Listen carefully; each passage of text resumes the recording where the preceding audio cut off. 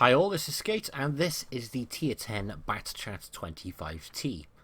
Now, in the interest of honesty, when I bought this tank, I wasn't overly impressed. In fact, I thought tanks lower in the line were better tier for tier. And the reason being is they were more mobile, they were smaller, and I found things like the AMX 1375 and the AMX 1390 were very easily able to dominate at their tier. None of the tanks we speak of have armour, which you expect, they're French light tanks, but this just felt so much more fragile because there are so many bigger guns pointing at it. So when I first got it, I just felt like it wasn't mobile enough. I didn't feel like it was strong enough. I mean, one slip up and you're screwed. I think it's as easy as that. You slip up once in the Batchat and you'll pay dearly for it. Now, I mentioned this in my previous French light videos, but I think there's a cap, or there's a bar to the light tanks, especially the French light tanks. And if you're new to the game, or you don't have experience with several other lines, I think it's a very tough tank to play. That being said, I do still feel this tank just needs a touch more tweaking. You could buff penetration, you could give it a little bit more mobility, you could buff the view range slightly. If it was me, the choice I would go for, what I would like to see, is the shell reload dropped from 3 to, well, it would be nice to see it go down to 2 seconds, but the reality is I don't think we'll ever see that. So it would be nice to see it drop down to 2.5. I mean, hell, a T57 does way more damage than this thing does in a clip, and it has 2.5 in between its shells. So why can't this? I don't think that would make it overpowered, but I think it would make it a little bit easier to pop off some more damage. I mean, the reality is this thing only has 2,800 DPM. Taking a second off the total clip really won't make a huge difference, but it will help a little bit. And it won't overbuff it to the point where it would then be OP. So that's why I would like to see that. But that aside, that's just my opinion.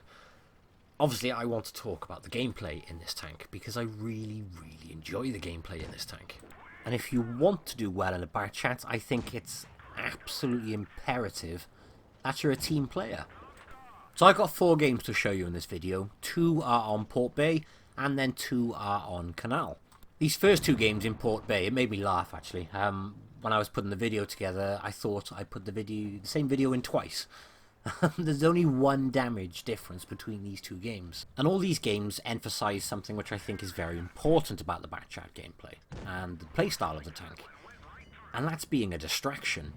Now, the first tank we came across, the E4, we waited until it was in line with the building, and then we flanked, and then we were on its butt, nothing it could do. And then we went round the back, we distracted the Death Star, which saved our team buddies, or at least kept the Death Star off them. And then by then, we had a T-62A who was in a nice strong hold down position. In the position we put ourselves, we were given side shots to the T-62A, which then distracted him. And I do this religiously in the Batchat. It works for me. Some people will have a different playstyle, but obviously when I do my review or preview or guide or whatever, I'll talk about how I like to play it. And this works for me. What I will do without fail is spot at the start of the game, push up aggressively, push up early, and then once the Reds are spotted, I will hopefully have a team engage, and then once they have engaged, that's when I will no longer try and be the attention to them, because that's the key weakness and strength of the Batchat. When everybody sees it, they just want to shoot it. So if you're spotted when you're doing the spotting, you can guarantee people are just going to sit there with their guns honed in on you, just waiting for you to pop your head out. I have had so many games, I'm not even making this up, where you've got several tanks around you, and there's tanks which are one-shot kills directly in front of the enemy, and they ignore them to shoot the Batchat. And I see that so often, I've got to the point of where I've tried to incorporate that into the gameplay, where I will just sit there behind a rock, and it allows your team to engage quite freely. And then once they are distracted with my team, or my team's engaged, that's when I'll use it as my opportunity to run away. So in that one, we did 4,174 damage, we kept the vast majority of our health, and we killed 2 tanks. And you'll see that throughout all of these games. That is exactly the way I'll try and play it. I will try and spot. I will then, once I've spotted, try and relocate. Pick a target which is by itself and try and pick that thing apart while you're alone.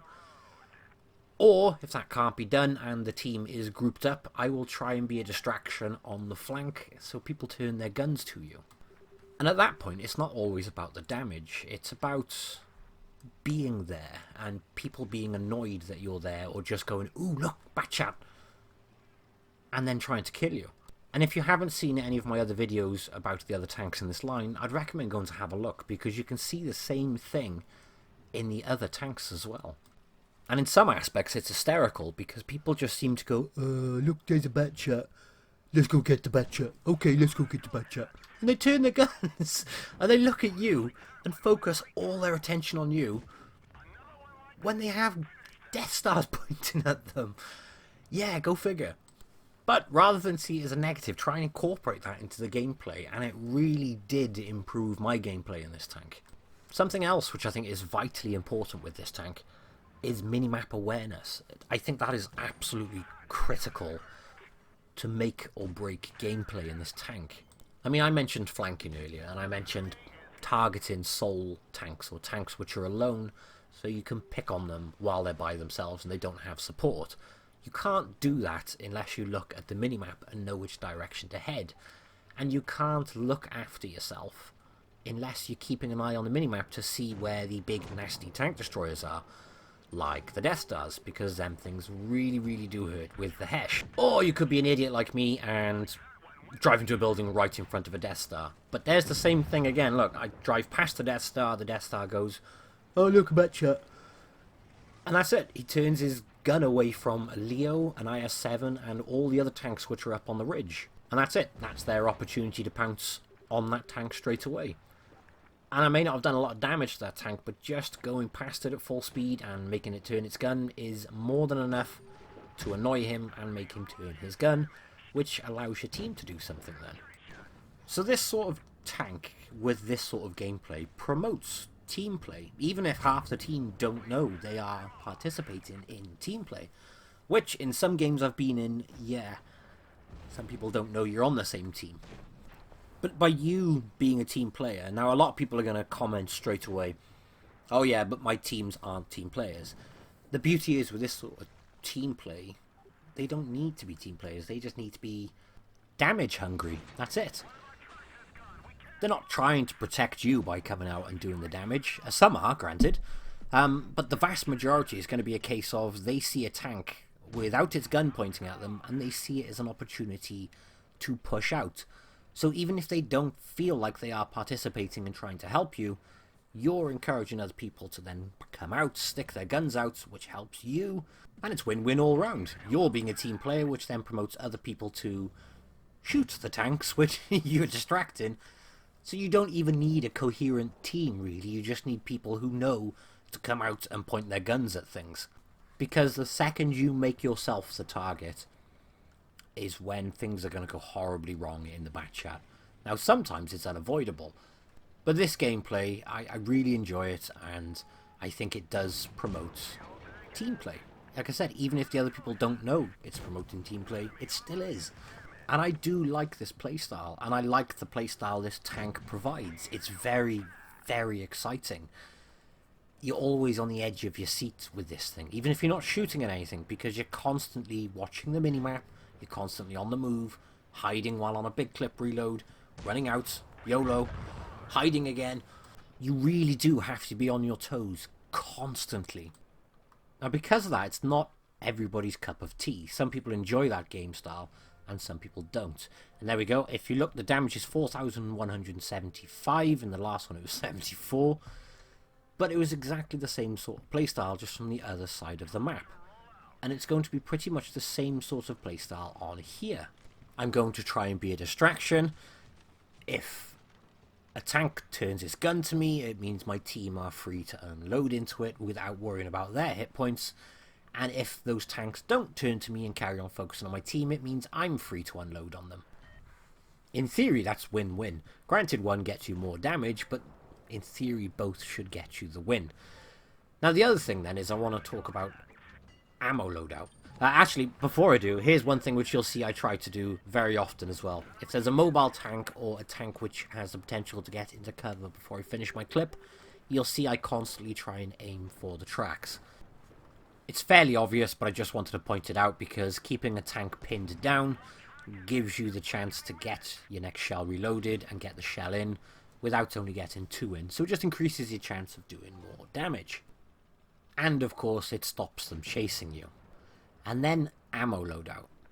Now we all know this thing doesn't carry a great deal of ammo. In fact, it carries pitiful amounts. As a personal preference, I carry 21 APCR, 6 heat and 3 HE. Now, first off, the HE. I get a lot of stick from people for carrying HE in these tanks, but I think 3, in more scenarios than not, just 1 clip is beneficial. Before I carry on that, I just want to highlight this point. There's a Jaegeru coming up on the left, and that's why I move. So I think, again, it just highlights the point of spatial awareness or looking around you is important. Because otherwise I would have been up on that ridge when that shot came in. But yeah, the HE, I think, more often than not, can be beneficial just to carry a few. As an example, if you're very, very low health, someone's capping, or you're in a circumstance where you just need to drive past a supremacy base and just knock off the hit points or just reset the cap, it's perfect for that.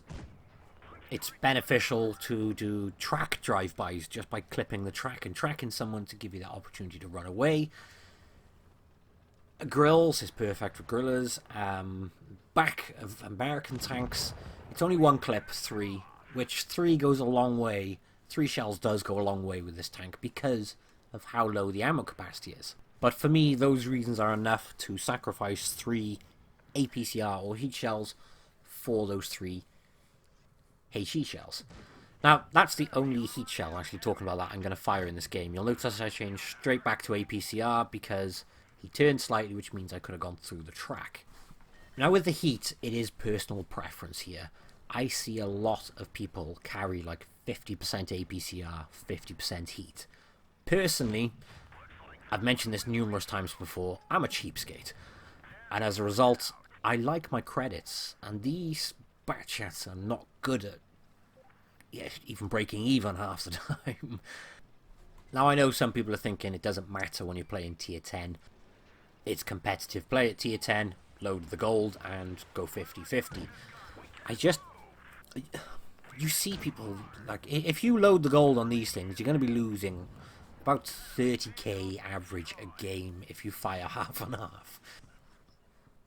There's nothing wrong with doing that, by the way. It's just, it comes down to playstyle then. And aside from liking credits, for me, I think more APCR than heat is much more important, regardless of credits now, because, say for example, you're halfway through a game, and it's a good game like this, where you're running out of APCR. Well, if I was carrying 50-50, I wouldn't be able to track things. Actually, that's wrong. I would be able to track things, but I wouldn't be able to do damage while tracking at the same time. And I think APCR in that sort of aspect is more reliable. And by doing that, it means I can work my way around the flanks and try and avoid their gun, rather than trying to sit in front or behind, trying to shoot heat at flat bits of metal. So that is personal preference. This game, heat may have been more beneficial here, because the STB is only poking his turret, and, well, I'm bouncing like hell with my APCR. So this is one of those games where it would have been more beneficial. Now again, this circumstance, what I'm trying to do here, I'm not pushing for a reload, and I'm not helping Cap, because I want to try and keep those guys at bay while my team buddy catches D, and he has done. The idea was, if they rush, I can keep him covered from here, and hopefully keep them back. Again, you'll see I bounced off the STB turret, and now my friendly has gone running in, but now I'm on a reload, I can't really help him. But I'm coming close to the end of the reload, so you'll see I'm pushing back up to the bush. My camo has reset, so I'm going to try and get myself in position ready. And just like the last game, I was aiming for track shots, and you can see I'm aiming for the track shots on those two then. Missed them both, but I did get that track shot. I didn't get any more damage into that T-54. However, just keeping that T-54 tracked for that extra 2 seconds allowed 2 big shots to come in and finish him off. So even if I can't use that track damage to my advantage, it made all the difference just keeping him in position. And this is something as well. I've got one shell left, and we finished off a tank, and there was nothing to shoot at straight away. So I used that as my opportunity to squeeze in a fresh reload. During that time, the IS-7 you could see was poking around that ridge, and you know he's working his way down, because there he is. However, I reset my camo, so as far as he was aware, I wasn't there, which is why I dropped back. Reset my camo, he doesn't know I'm there, and I can get my clip into his front plate quite comfortably and now run away. And because I'm running away again, the IS-7 again thinks I'm disappearing. Except this time I've come back too early. And because my camera hasn't reset, you can see he knows I'm coming back, so he's turned around to face me. If I just waited a couple more seconds for my camo to drop, I could have caught him by surprise. However, he's now focused on our friendly E4, which means I can come up this side and focus on him without any threat or concern at all. Now, I'm on another reload. I'm letting the friendly E4 know that I'm not just sitting here watching him die, because that's pretty much what it looks like, so I let him know I'm reloading. I don't think it makes him feel any better, but I didn't want him thinking I was just sitting there, not helping pretty much. And it almost looks like this E4 kind of gave up, because we've got the track shots on him. He just didn't bother, no, he's not even bothered turning his turrets, because he knows he can't get round and he can't catch us. Now I'm on a reload, however, that's when he is looking to make some form of effort in trying to get around and hide with the IS-7 cover to get round and get his gun round. But it's not enough. We are going to finish him off. And he was no threat to us once we managed to get round the back of him. Now we are left in a 2-on-2 situation against a full health Death Star and a virtually full health E-100. All that's left is me and a T-54.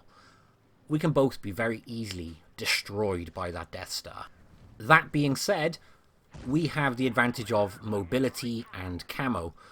I only had one APCR shell left, however, so I shot off just one APCR shell when I could have used it to my advantage and managed to get some more off. So that's my mistake there. But yeah, the key thing here is using my mobility and my camo, because I'm now in a 1-on-2 situation, and that Death Star's got 3 kills, so we can assume he knows what he's doing. Even if he doesn't, you just need one lucky shot with that tank on this tank to completely obliterate it. So I'm not taking any risks. You'll see I'm just poking, and this is when I couldn't see him, so I'm going up. Rather than go round the ridge, I'm going up the ridge, because that way I've got cover. In doing so, though, I don't spot the Death Star. I pop up a little bit more, and I spot the E-100. The E-100 was trying to flank me on the right-hand side. You can see I'm looking for the Death Star. I never expected the E-100 to appear there. Now, in this circumstance, I would have loved to have had some more APCR, because I could have gone for track shots. Instead, I've got to try and position for heat shots. Now, the beautiful part about this game is we were winning on cap anyway, so I don't have to try and push for that third shot, and I only had 6 shells left anyway, so I probably wouldn't have been able to win doing damage, because in that one we did 5,605 damage. We did do a mission, which means 148,000 credits, and as we can see from the team results, both the last 2 tanks had over 3,000 damage, so they did very, very well. We also did 715 assistance damage. So that last one was a fun game, but this is the problem with the bat chat. Because of the ammo capacity, you can't just rely on doing all the damage or trying to do as much as you can. You've got to fall back on the fact that the bat chat you need to use to distract people, and you need to use that to your advantage to help your team win, because if you are in a carry situation, let's just hope you have enough ammo left. Which is why I try to do everything I can during the game to be a distraction, which helps your team stay alive. And on top of that, it gives you that edge to try and do more damage before it is the end of the battle, where you may potentially need to carry. So yeah, that's my view on the bat chat, guys. I think it's a very, very fun tank. I think it's a very challenging tank as well, though. But I hope you have enjoyed the video. Thank you all for watching, and I will catch you in the next one. Bye-bye.